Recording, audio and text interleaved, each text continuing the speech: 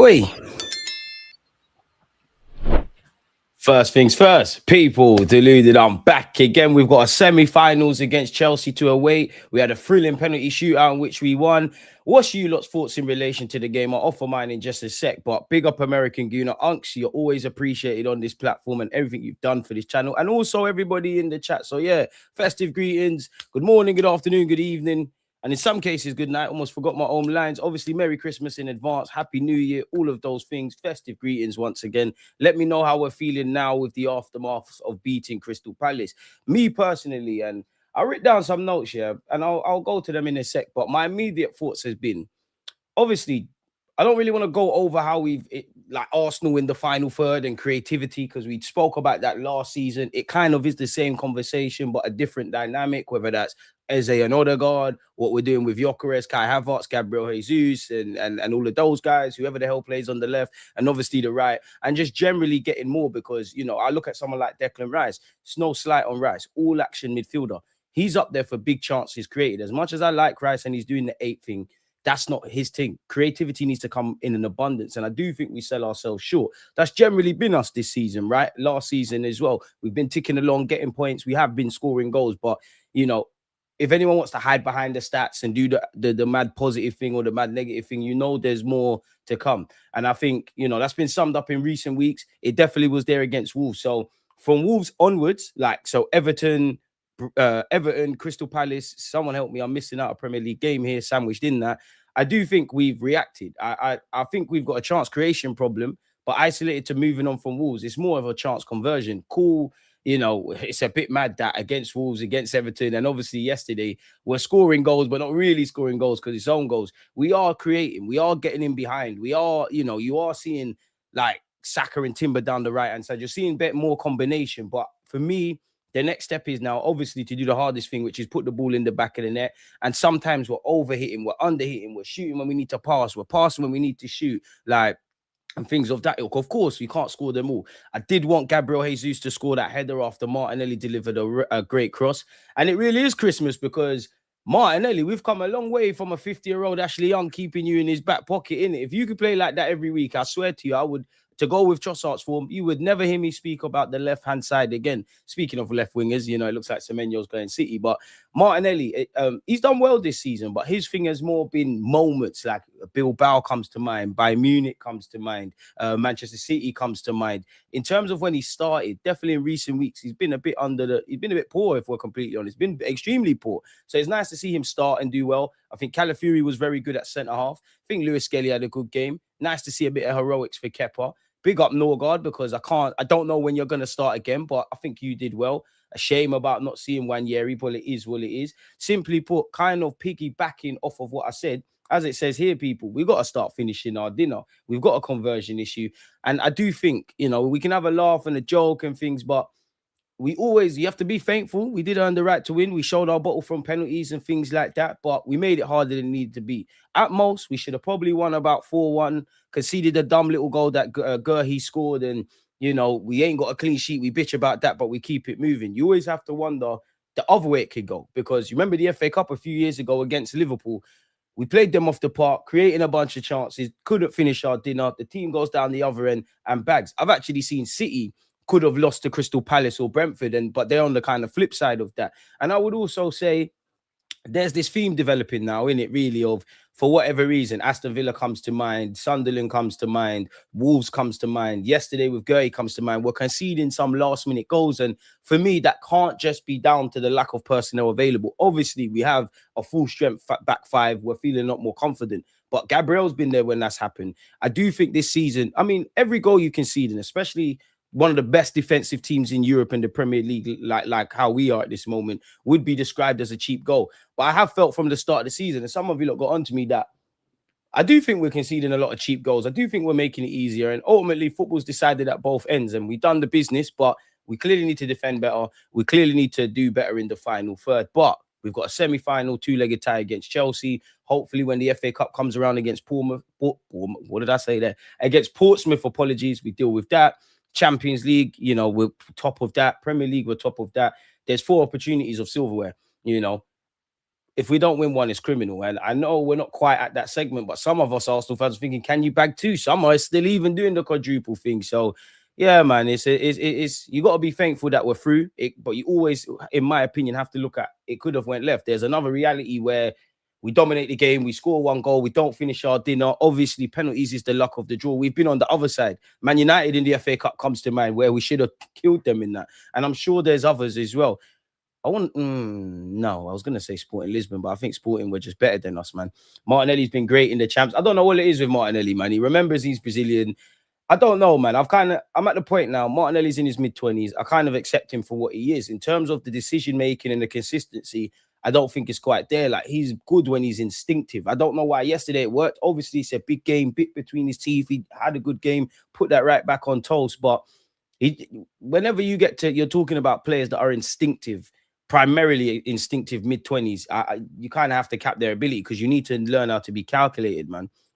DG, remember a lot of folks said Kepa was a poor signing. He saved us against Brighton and saved that penalty last night. Very reliable backup. Humble backup, calm backup. I do wonder how long he's going to want to stay at Arsenal and be backup. He can't be an idiot. You know, you have to come here, go and compete with Raya, believe you can play.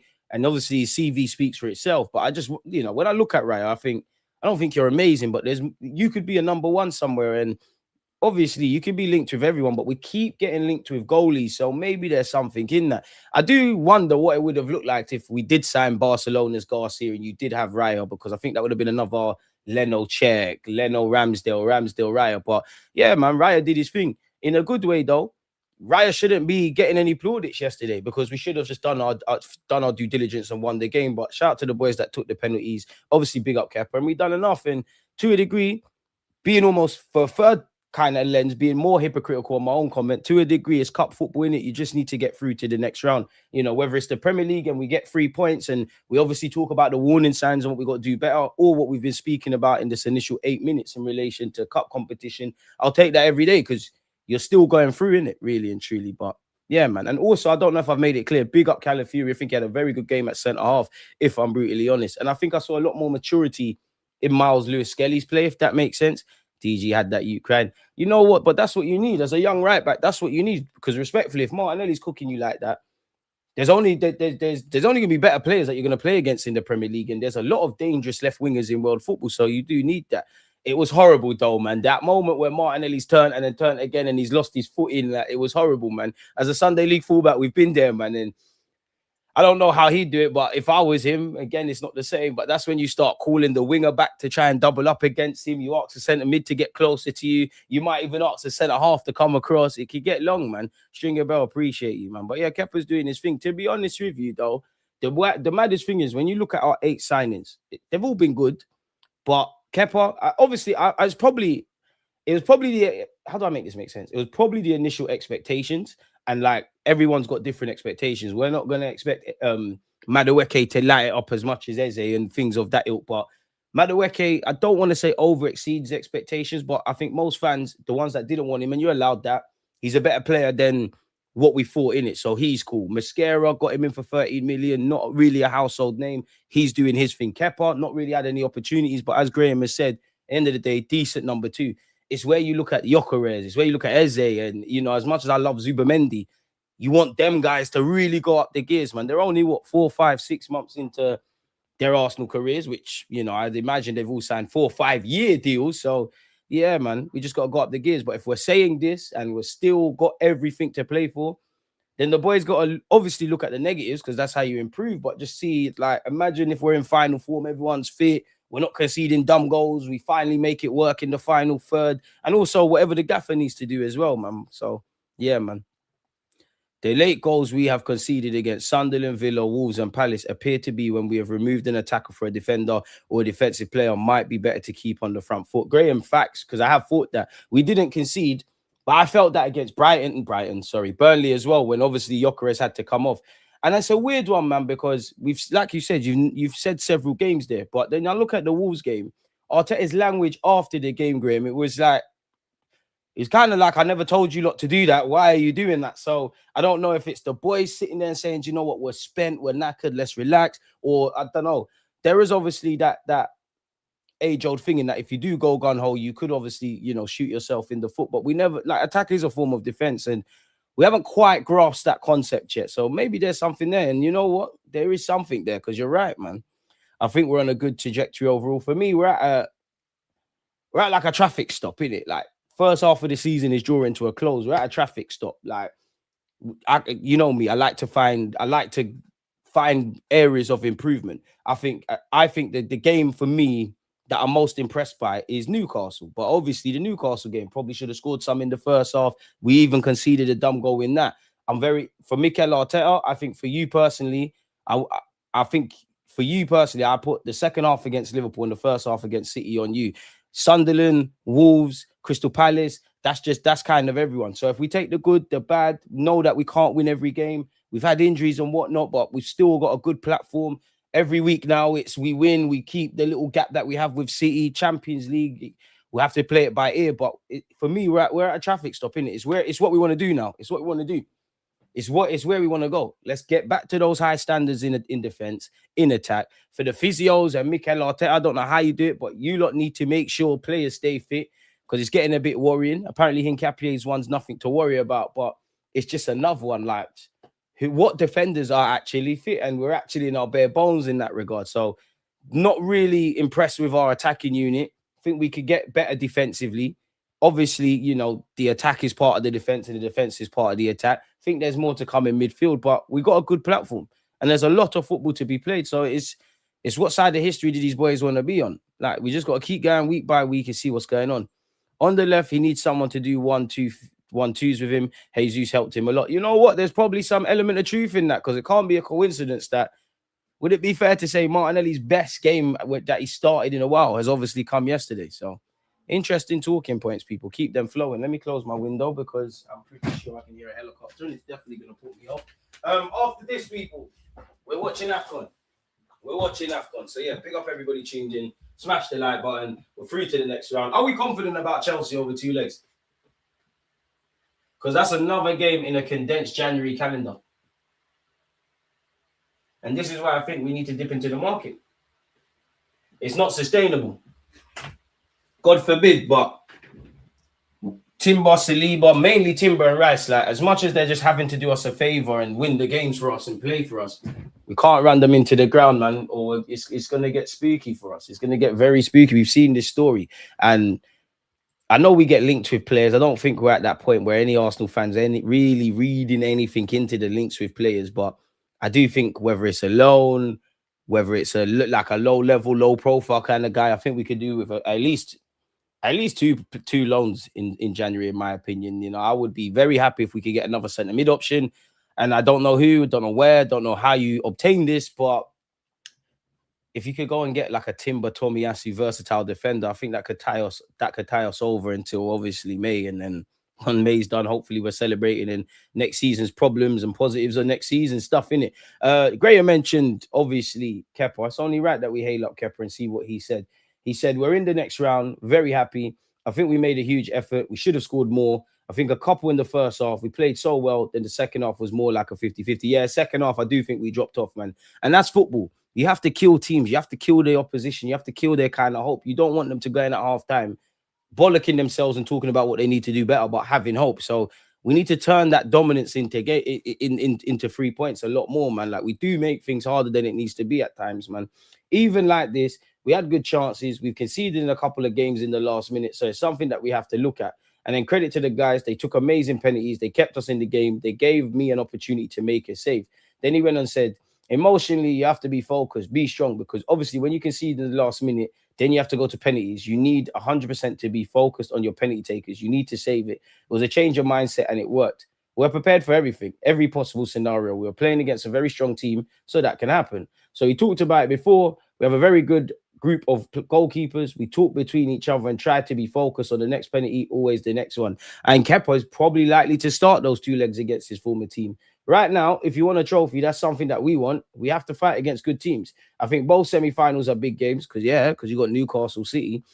Either one, if we do our job potentially in the final, it's going to be tough, but we'll prepare well for the game. We'll be ready and we'll go for it. I hope so. Let's see what the gaffer said. I'm very happy. We're in the semi-finals where we want to be.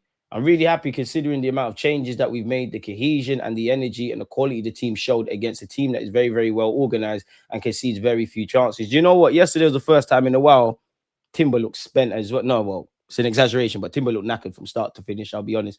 We generated a lot, and the margin should have been much bigger after 94 minutes. It wasn't. And when that happens, the other teams have the quality to hurt you in any set piece, and we can see the goal. Probably need to get better at set pieces off our own back. That was emotionally tough to accept after the way the game went, but I think we stayed calm. We showed great composure and quality in the penalty shootout. I'm very happy as well for Kepa. At the end, he made the last save. We are through.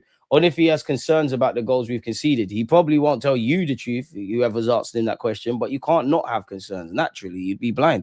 Over 2 legs, yeah, we owe them big time. I'm old enough to remember that little left back scoring in the Champions League. Boy, we do owe them big time. We do owe them big time.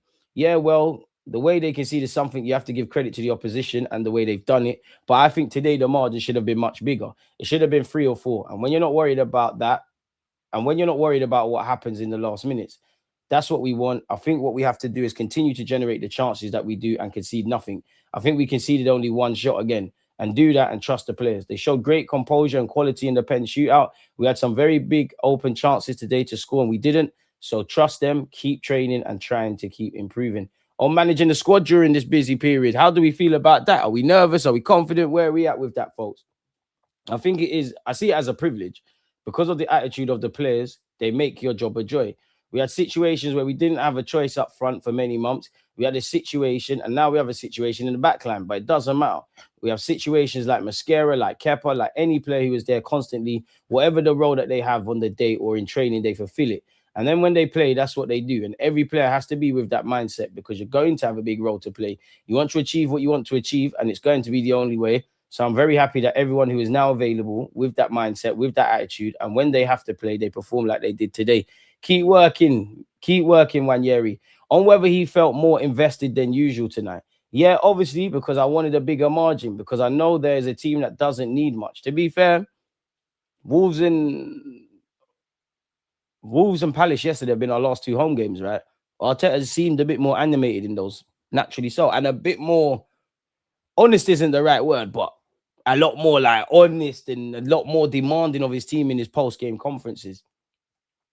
I know there's a team that doesn't need much. In 1 or 2 passes, they can attack your box and hurt you. And when we discussed that as well, then because I wanted to keep everybody on their toes and alive and understand the importance of the game, the margins are very small when you want to win trophies until we have to pay attention to every DL to achieve that.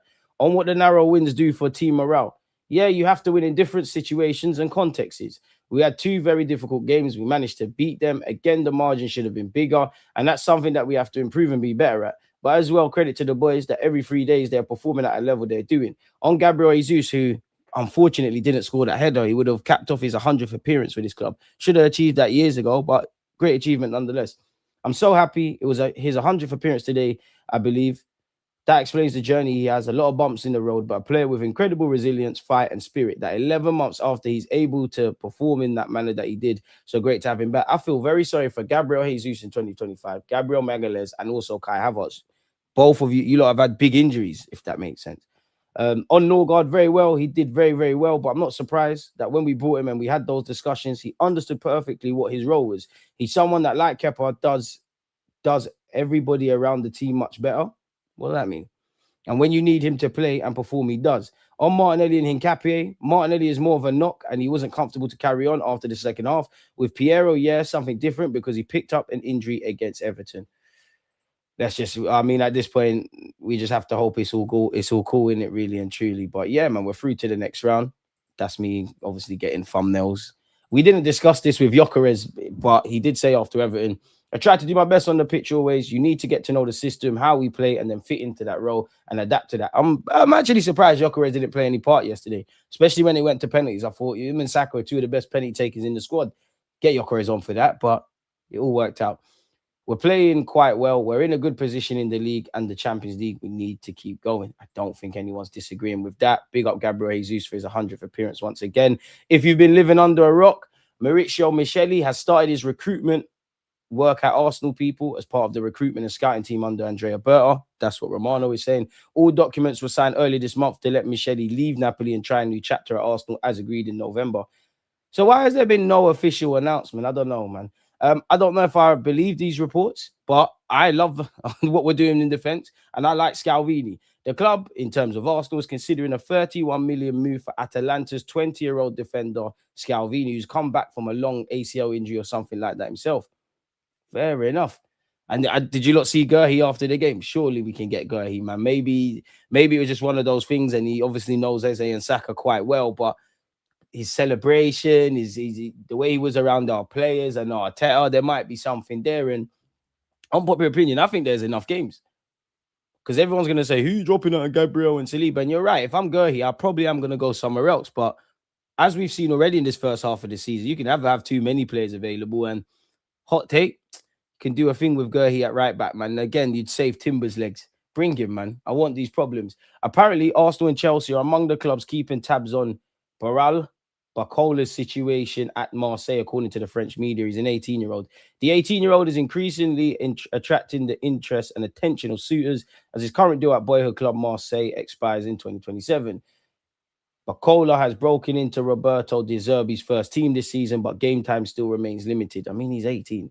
As a result, it currently remains unclear if he'll sign a new contract extension. Marseille have made the teenager a concrete offer to extend his deal, and they expect a decision by the end of the winter break. So then, obviously, Arsenal and Chelsea, they're two big clubs, but if you're not getting football there, how are you going to get football at these clubs? Surely you're best doing what a lot of French players do and find your way in Germany or whatnot.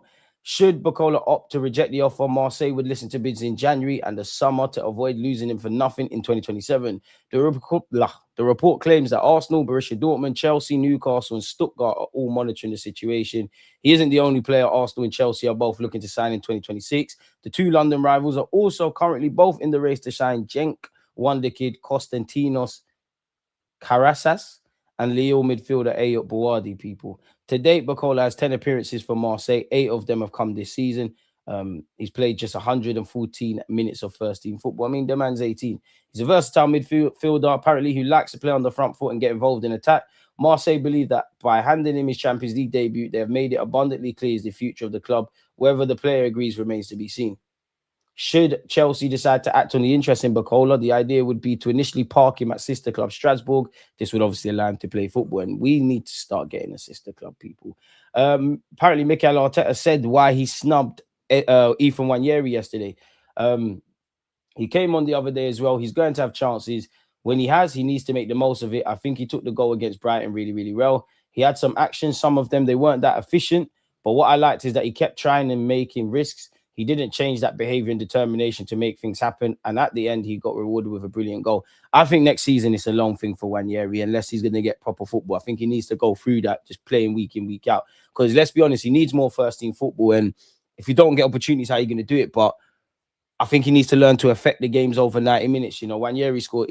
I think he's one of the best finishers at the club, believe in his potential, think he can get more minutes as well, albeit even off the bench. But his highlight at Arsenal would probably be his first goal, because it's your first goal. Obviously, his goal in the 5-1 against City. For me, one of the best moments for me with him is Leicester away last year, because you was a constant threat for 90 minutes. And that's what you need to do. I do remember Everton at home last year. He's a young 18-year-old lad, isn't it? They're going to need a bit of churning out in that regards. Fair enough. Wait, that can't have. They done us, man. That can't have been after yesterday. But nonetheless, should we refresh this page and see what he's talking about, where Arsenal Football Club is concerned? Don't forget, we're watching AFCON, people, in a bit. What's it said here? Gurhey option. Oh, so everybody's thinking Gurhey stuff meant something. It does seem like Semenyo is going to Manchester City. Karim Adeyemi is still being linked with us, people. Apparently, it's already been claimed he'd prefer a move to Arsenal over Man United and is potentially looking for a new club with contract talks stalling. There's a lot of rumours, even down to his missus doesn't want to be in Germany. Nwaneri is better than Madueke. What has Madueke done to be ahead in order? Let's be honest. Madueke's taken more chances than Nwaneri. Madueke, relative to expectations, probably doing a lot better with his minutes than a lot of other attackers. Nwaneri's probably not, and I think he can get minutes off the right hand side. In general, I just want Nwaneri on the pitch. But come on, if he's genuinely seen as a midfielder, then now he's competing with Kai Havertz if you're fit. And this is just the reality. Kai Havertz, who plays left centre mid on occasion. Marino's there. Norgard is there. Declan Rice is there. Zubamendi's there. Eze and Odegaard. So if he's seen as a centre mid, you're already being harmed there. He's a bit. Come on now, let's be honest. Madueke is a better right winger than Wanyeri. Like it's Saka, Noni. Obviously, we believe in Dalman's potential. I think Dalman's actually ahead of Wanyeri in the pecking order. We don't need to do too much, bro. We don't need to do too much. But as I said, for me, I do want the manager to put his hat on Wanyeri a bit and just bust him, really. But who knows, man? Hopefully, when Yeri announces himself in the second half of the season, we see some real good patches of form from the Ezes, the Yokerezes, all of those kind of guys, man. So, yeah. If Hincapié suffered a bad injury, Arsenal could look to make a defensive signing in the January transfer window. With his Crystal Palace contract expiring in just over 6 months, he could be the perfect option, especially if the Eagles want to avoid losing him on a free. The England international has been superb at both ends this season with the equaliser at the Emirates Stadium, his 6th direct goal contribution of the season. I mean, you and Gabriel Magalhaes, I'm on that. Though he enjoyed a moment with Eze and a brief interaction with Mikel Arteta after the game, it seems unlikely he will depart, especially after Chris Richards was stretched off, which sucks, man. If you're an American football fan, big up American Gooner. Tyler Adams was in great form for Bournemouth. I think he's got an ACL. Not quite sure what's going on with Richards, but we hope for the best. We've gone over Hincapié. We just have to hope and pray he's involved at the weekend, innit? So yeah, we're not getting no Semenyo, people. So yeah, we're not even gonna read that. Is there anything else? So yeah, Semenyo. This is obviously what we've gone over already. He did say he was an Arsenal fan, and after obviously bringing in Eze, you want to bring in the next one. What's this? Arsenal can complete 3-year transfer mission in January, and it won't cost Andrea Berta a penny.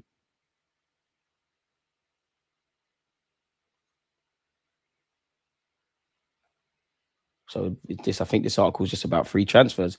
Among them are defenders Kanate and Upamecano. Again, we're not signing either of those, but contract speculation. Oh, is anyone having this? However, it's further up the pitch where Arsenal's interest could lie, with Juventus forward Dusan Vlahovic also entering the final months of his contract. Arsenal have been long admirers of the Serbian international. Jokeres, Vlahovic, Jesus, Marino, Havertz. Anyone on that? Nah? Okay. Don't forget, people, we are watching Algeria against Sudan shortly, people. That's going to be a good game. Can't wait, actually. We're trying to do our best for AFCON, people. And later today, we're watching Ivory Coast against Mozambique. Is anything else where Arsenal's concerned? Come on, man. Tell us Semenyo has said no. How many shots did we end up having in the game as well? 17 shots, 7 on target. They had 2 shots on target. Football's decided in both ends, so we need to defend our box even better. Obviously, score more goals. What else have we got? We saw that yesterday, so we won't read that. What's this? Arsenal files. Move, man. Christmas is a time for giving, and footballers often spend it. Kai Havertz is... That's good from Kai Havertz. He took time out of his own schedule to visit Noah's Ark's Children's Hospice with his wife. He probably made several donations. Right, 30,000 quid. Big him up for that one, man. Big him up for that. Mertesacker defended our terrible record in the youth league. You can't defend it. Our squad is not strong enough. It's not Mertesacker, man. Yes, but there's context behind it. We like that competition. That's the first thing, because it gives us that extra element of what the competition looks like in Europe. These players in Europe are on it for moments that matter in game, set pieces, duels, transitions. They're on us. So it's great for players to experience that. Talented players exist. We mash together the under-19s from our 18s and 21s, whereas in Europe, they're more used to playing with each other in that age group, which is true. And we've played a lot of young players. You would have seen Luis Muniz make his debut. Dalman and actually Salman are actually 2 of our younger players, but our squad is not strong enough. We need to be a bit more aggressive with recruitment. And I just wish we started this earlier, because now, obviously, with Brexit, you can't really get you can't go really around Europe, really. So, Mertesacker, I hear that, but we embarrass ourselves in Europe at youth level, if I'm brutally honest, man. It's a tick box exercise. What else have we got? Don't appear that there's anything new here. Big up yourself, Lynx. Ethan's still better in terms of output when he played right wing. What output? And then minutes adjusted. What games did you start right wing? Being a bit disingenuous to Madueke there, I'm not going to lie. It's all good when Jesus links up and all, but he cannot hit a barn door. And this is where I don't understand where people develop amnesia, because some of the talk this week about Gabriel Jesus has been mad. Don't get twisted. Great squad player, can deputize up front, but all this playing up front, we've seen this movie before, man. Maybe Ben White will leave in the summer and he can come in. Be sad for Ben to go. Terrell, one love. I do think that if we put some of those chances away in the first half, when he would have probably got some game time, probably. But we need to put the ball in the back of the net, man. We will most likely just buy another youngster this window. What's the best players this guy scouted? Who? The Napoli guy. I'm gonna do a video on it. Look at this guy. Hit the like button. Last night was so much entertainment. I ain't laughed as Arsenal fans so much in ages. You lot were stressed. It was class. Merry Christmas. People don't get too drunk. Warren, you lot, it can't have been any funnier than you lot going out of that same competition in August. Come on, man. And don't worry, Man United Newcastle on Boxing Day. That is going to deliver, man. That is absolutely going to deliver. So, Warren, don't laugh too soon. On that, though, people, I'm just aware of the time. We have to go and prepare for AFCON. So, short but sweet. Big up everyone that's been tuned in. Hope you will join me for AFCON. We've got 2 AFCON watch-alongs. There's always content on the platform. So, yeah, man. Festive greetings. Stay safe. Stay blessed. Warren, I'm defo better than your fullbacks at your club. Against this right back, Charlie's definitely.